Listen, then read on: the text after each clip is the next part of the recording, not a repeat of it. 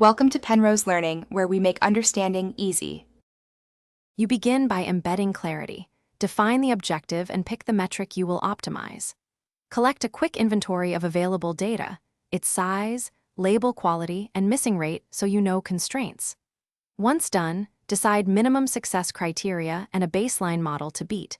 This guides trade-offs between accuracy and latency and sets a compute budget like GPU hours or dollar limits. Make sure to log decisions in a README so later steps stay aligned. You now construct a reproducible pipeline. Implement ETL with version datasets and automated cleaning so experiments are comparable. Then iterate models modularly. Start simple, add complexity. Run controlled experiments and track hyperparameters, seeds, and results. For validation, use cross-validation and a held-out test set. Perform error analysis to spot bias, leakage, or noisy labels. Once you see consistent gains, make sure to profile inference performance and resource use to prepare for deployment. You finish by packaging the model. Containerize, add a reproducible build and CI/CD, and choose a rollout strategy like Canary to reduce risk.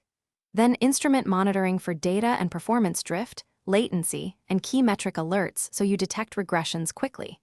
If issues arise, apply your rollback plan and trigger retraining using stored labeled feedback. One troubleshooting tip: when metrics suddenly drop, check input distributions first.